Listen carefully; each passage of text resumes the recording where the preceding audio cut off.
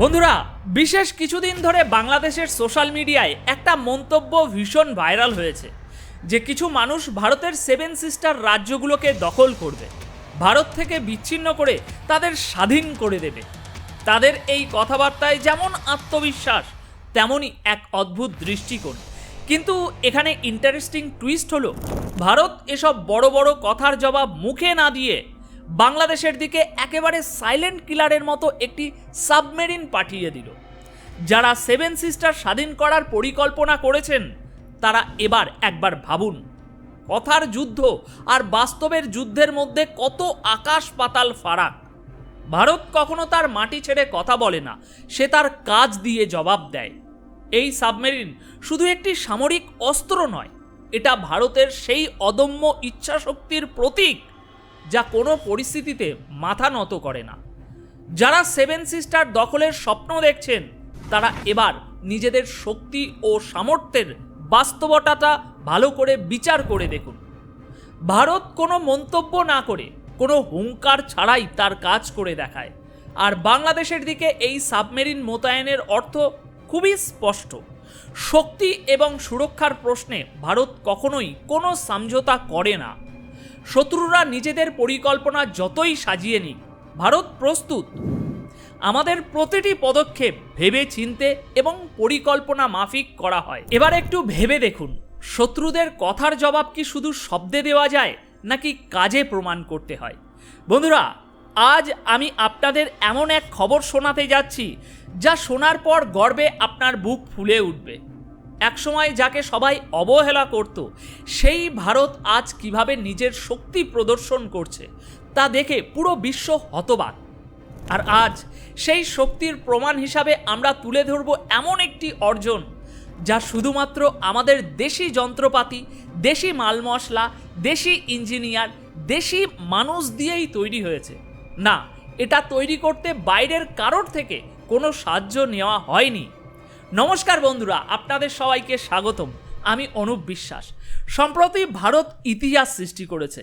ভারত আবারও একটি পারমাণবিক ব্যালিস্টিক সাবমেরিন তৈরি করেছে, যা সম্পূর্ণরূপে আমাদের দেশেই নির্মিত হয়েছে, বিদেশি কোনো প্রযুক্তি ছাড়াই।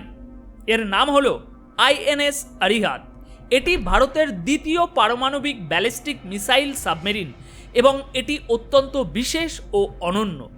আর ভারত সরকার এখন এই বিশেষ পারমাণবিক ব্যালিস্টিক মিসাইল সাবমেরিনটি বঙ্গোপসাগরে মানে বাংলাদেশের দিকে মুখ করে মোতায়েন করতে চলেছে।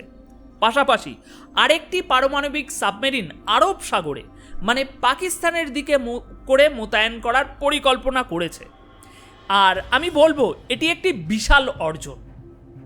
একসময় ভিখারির মতো অবস্থায় থাকা একটি দেশ, যেখানে দুর্ভিক্ষ ছড়িয়ে পড়েছিল, সেই দেশের হাতে আজ নিজেদের তৈরি দুটো এয়ারক্রাফট ক্যারিয়ার এবং দুটি পারমাণবিক ব্যালিস্টিক মিসাইল সাবমেরিন রয়েছে এবং এই উন্নয়নের প্রক্রিয়া ক্রমাগত চলছে। আগামী দিনে আমরা আরও অনেক কিছু উদ্বোধন হতে দেখতে পাব। আর যেহেতু ভারতের কাছে K-15 মিসাইল রয়েছে, এর মানে হলো যে এই আইএনএস আরিঘাট সহজেই চীনের ইউনান এবং পাকিস্তানের ইসলামাবাদকে যে কোনো জায়গা থেকে আঘাত করতে পারে। বাংলাদেশের কথা এখানে বাদ দিচ্ছি। সবচেয়ে গুরুত্বপূর্ণ ব্যাপার হলো, শত্রুরা বুঝতেও পারবে না যে আঘাতটা কোথা থেকে এলো, কারণ শত্রুদের কোনো র্যাডার এই সাবমেরিনকে শনাক্ত করতে পারবে না। যদি কাল কোনো যুদ্ধ শুরু হয় এবং আমাদের দেশকে রক্ষা করতে হয়, সেই পরিস্থিতিতে এই বিকল্পটিও আমাদের হাতে থাকবে। আর যদি আপনি জানতে চান আমরা কিভাবে এই ইতিহাস সৃষ্টি করেছি, আমি আপনাকে তা বিস্তারিতভাবে একটু বুঝিয়ে দিচ্ছি। এখানে আপনার সামনে 5টি দেশের একটি তালিকা রয়েছে: চীন, ফ্রান্স, রাশিয়া, যুক্তরাজ্য এবং যুক্তরাষ্ট্র। এসব দেশের মধ্যে সাধারণ বিষয় কি? সাধারণ বিষয় হলো তারা সবাই জাতিসংঘের নিরাপত্তা পরিষদের স্থায়ী সদস্য। আর একটি আকর্ষণীয় তথ্য হলো 2016 সাল পর্যন্ত এই 5টি দেশই ছিল বিশ্বের একমাত্র সেই দেশ যাদের নিজস্ব তৈরি nuclear powered ballistic missile submarine ছিল। তবে এখন ভারত এই ট্রেন্ডটি ভেঙে দিয়েছে এবং বিশ্বের প্রথম দেশ হয়েছে যা জাতিসংঘ নিরাপত্তা পরিষদের স্থায়ী সদস্য না হয়েও নিজে একটি নিউক্লিয়ার ব্যালিস্টিক মিসাইল সাবমেরিন তৈরি করেছে। দেশের নিজস্ব মাল মশলা এবং যন্ত্রপাতি দিয়েই এটি তৈরি করা হয়েছে, বাইরের কেউ এসে কোনো সাহায্য করেনি। এটি সম্পূর্ণভাবে আমাদের ভারতের ইঞ্জিনিয়াররাই নির্মাণ করেছে। এখন এই সাবমেরিনের বিশেষত্ব কী এবং এটি কিভাবে কাজ করে, চলুন সংক্ষেপে সেটা একটু আপনাদেরকে জানাই। বন্ধুরা, আইএনএস আরিহান্ট এবং আইএনএস আরিহান্ত দুটোই নিউক্লিয়ার শক্তিতে চালিত সাবমেরিন, অর্থাৎ এগুলি ডিজেল ইলেকট্রিক সাবমেরিন নয়, কিন্তু এগুলো নিউক্লিয়ার শক্তি দ্বারা চালিত হয়, যার ফলে এই সাবমেরিনকে জলের নিচে খুঁজে বের করা বা শনাক্ত করা খুবই কঠিন। সাধারণ সাবমেরিনের তুলনায় এরা অনেক দীর্ঘ সময় ধরে জলের নিচে থাকতে সক্ষম হয়, যা তাদেরকে আরও শক্তিশালী এবং কার্যকর করে তোলে। ধরে নিন কালকে একটি বড় যুদ্ধ বাঁধল, তাহলে ভারত কেবল এই দুটি নিউক্লিয়ার চালিত সাবমেরিন দিয়েই দুটি মহাসাগর একেবারে কাঁপিয়ে দিতে পারবে। শত্রুরা জানতেই পারবে না কোথা থেকে এবং কখন আক্রমণ হবে বা কোন মিসাইল দিয়ে আক্রমণ করা হবে, সে সম্পর্কেও তাদের কাছে খুবই কম তথ্য থাকবে।